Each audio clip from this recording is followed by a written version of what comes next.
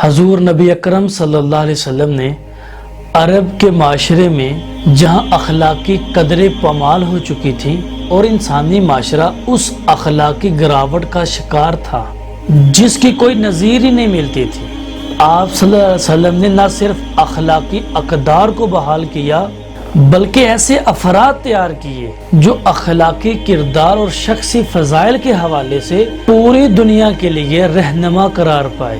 ایسی مثالی شخصیات کا وجود میں آنا نبی اکرم صلی اللہ علیہ وسلم کی شخصی فضائل اور اعلیٰ اخلاق کا نتیجہ ہی تھا۔ سیدہ عائشہ صدیقہ رضی اللہ عنہا سے کسی نے پوچھا کہ آپ صلی اللہ علیہ وسلم کا خلق کیسا تھا؟ تو آپ نے فرمایا آپ صلی اللہ علیہ وسلم کا خلق قرآن تھا۔ قرآن کا بیان کردہ اخلاقی تعلیمات اور شخصی فضائل کا چلتا پھرتا زندہ اور عملی نمونہ وہ آقا علیہ الصلوۃ والسلام کی ذات مبارکہ ہی تھی۔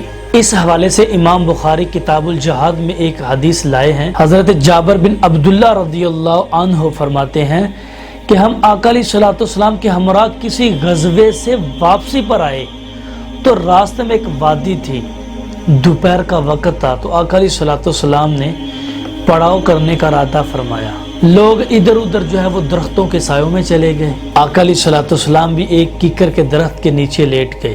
آپ صلی اللہ علیہ وسلم نے اپنی تلوار جو ہے وہ درخت پر لٹکا دی۔ ہم نے صرف ابھی ایک اونگی لی تھی کہ ہمیں جو ہے وہ آقا علیہ الصلوۃ والسلام کی طرف سے بلانے کی آواز آئی۔ جب ہم آپ صلی اللہ علیہ وسلم کے قریب آئے تو ہم نے دیکھا کہ ایک بدو جو آپ کے پاس بیٹھا تھا، اس شخص نے میرے سوتے ہوئے میری تلوار اچک لی۔ میری آنکھ کھلی تو یہ تلوار لہرا رہا تھا اور کہہ رہا تھا کہ تجھے میرے ہاتھ سے کون بچائے گا، تجھے میرے ہاتھ سے کون بچائے گا؟ میں نے کہا کہ اللہ مجھے بچائے گا۔ تو آقا علیہ الصلوۃ والسلام نے 3 مرتبہ جو ہے وہ یہ الفاظ جو ہے وہ بیان کیے اور فرمایا اس کے بعد اس کے ہاتھ سے تلوار گر گئی اور یہ تمہارے سامنے بیٹھا ہے۔ حضرت جابر بن عبداللہ رضی اللہ عنہ فرماتے ہیں پھر آقا علیہ الصلوۃ والسلام نے اس کو معاف کر دیا۔ غزوہ خندق کے موقع پر جب ایک یہودی عورت نے آقا علیہ الصلوۃ والسلام کی دعوت کی، اس دعوت میں جو بکری کا گوشت تھا وہ زہر آلودہ تھا، تو آقا علیہ الصلوۃ والسلام نے ابھی ایک لقمہ ہی لیا تھا، آپ صلی اللہ علیہ وسلم معجزانہ طور پر بچ گئے۔